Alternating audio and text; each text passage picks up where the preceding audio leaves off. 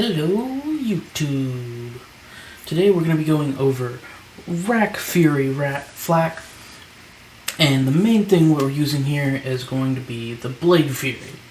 So I do prefer to use Gatlin on Flak because it allows you to be full auto so that you can shoot it more quickly and take advantage of more of Flak's utilities. So I run 3 different ones. Kill stack is going to be the one I use for mobbing, which is killing an enemy, grants 13% weapon damage, reload speed for 25 seconds, and it does stack. The other 2 that I run are for bossing and shield breaking. So for bossing, I run the action skill end. The next 2 magazines have corrosive damage, and because we're using Rakks, we constantly have an action skill end, so we don't really ever run out of that second magazine.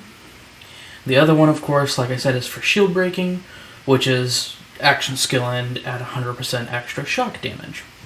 As usual on all of my builds, I like to run a EMP5 for extra movement speed. For shields, we have 2 different things that we're using. So we use the Frozen Heart the majority of the time. So for mobbing, for most bosses, we're going to use Frozen Heart, with the rare exception of some of those beefier things like Scourge or Hemo. We do like to run the Revolter so that we have that extra damage from the Revolter, the extra fire rate as well. On grenades, we also run 2 different grenades. We run the Recurring Hex Cryo version for mobbing and, again, most of the bosses. But for those beefier ones, like we do on a couple different flak builds, we use the Fish Slap so that we just have some more just hardy, beefy damage coming out with our Fish Slap. We do use the Paragon on this to take advantage of that action skill end. I prefer to run this one with melee action skill cooldown and splash damage radius. Really, the only one there that you need to have is the melee, so that you are boosting your Blade Fury, which does both melee and weapon damage. The artifact is going to be 2 different ones. So the majority of the time, mainly when we're using our mobbing setup, we're using the Icebreaker, so that when we have our Frozen Nova going off, we have all of those cryo hexes going off, we're getting a lot of freezing on enemies. So we take advantage of the extra damage that Icebreaker gives us with a static charge, which also increases our shock and melee damage. I do like to run a magazine size and melee damage on this. Area of Effect is going to be a great 3rd option, but that's not going to be one that is really necessary. The main 2 you're really looking for on there are melee and magazine size. So that second one that we run is going to be a Knife Drain static charge. And this is going to be for bossing, because bosses are not freezable.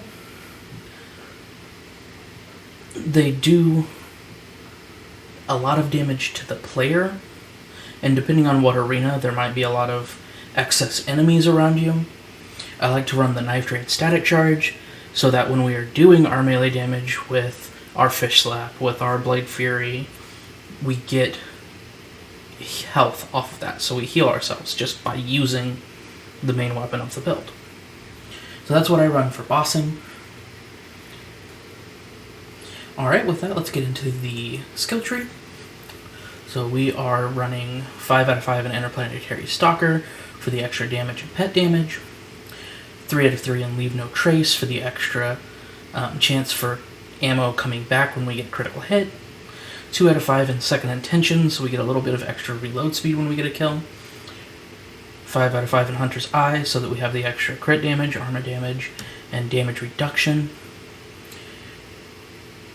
3 out of 3 for Head Count, so that we have the extra cooldown, 3 in Big Game for the extra duration and effects of our Hunter skills, 3 in Most Dangerous Game for the extra gun damage, critical hit damage, handling, and pet damage, 1 in Galactic Shadows for the extra critical hit damage, 1 in Megavore for the extra chance of getting a critical hit, 5 in Furious Attack for the extra gun damage and handling, and it does give us some pet damage as well. 5 in Eager to Impress so that we have a little bit more cooldown, one in overclocked, and that is one, to get a little bit further down the tree, and two, having just a little bit further fire rate is pretty nice. 3 in turntail and run, so that we have some health regeneration and damage reduction, and also gun damage while we are not moving, and fire rate while we are not moving. 1 in lick the wounds. As always, it's nice to have a revive option just in case there's not something you can kill. 3 in Fast and the Furious for the extra gun damage and pet damage, and the movement speed is pretty nice since we're not using a snowdrift on this build. 3 in agility and training, and I was thinking about maxing out second intention instead of agility training here. However, I decided for those times that you're not getting a lot of kills, so you're not really stacking up that reload speed, it would be nice to just have a base boost to your reload speed. So I went with those 3 points into agility training so that we just had a 24% base faster reload speed. 1 in ferocity for the extra pet damage, 3 in persistent hunter for the extra gun damage, 1 in go for the eyes for pet to have better critical hit damage, 1 in who rescued who for the health regeneration, 1 in he bites so that whenever pet gets hit, it's reflecting some damage, 5 in frenzy for the damage increase, 2 in hive mind for the ability to be able to share damage in between your pet, and psycho head on a stick for the extra pet damage and movement speed, 5 in barbaric yacht so that we get bonuses on our pet bonuses. And the pet bonuses are going to be for what we use. We always use the Spider Ant Scorcher. Anytime you're using a Fl4k that uses any form of elemental damage, you want to use the Spider Ant Scorcher so that you immediately get 30% extra elemental damage. Just base, just for having the pet equipped. And it does have to be alive for that to work. 3 impact tactics so that we have extra damage for ourselves and for the pet. Now, as always with my builds, I like to point out that I do have all of the Guardian rank abilities unlocked. So if you don't have Groundbreaker, if you don't have Hollow Point, you are going to see a difference in your damage because you don't have those 2 unlocked. And those have some pretty high caps for some of the crazy damage they can do. Guys, that has been the new build. I do want to shout out Bflattened. He was running a Blade Fury fadeaway, and we were kind of discussing different things he could do to improve the damage or improve the life, and we were kind of just chit-chatting while he was working on that build, and it kind of inspired me to do this version of a Blade Fury build. So this is what we ended up with. There will be a link down to Bflat's YouTube and Twitch down below. If you do not know who he is a wonderful wonderful Borderlands creator, and he has actually started a Temtem channel. So if you are interested in Temtem, he also has YouTube for Temtem.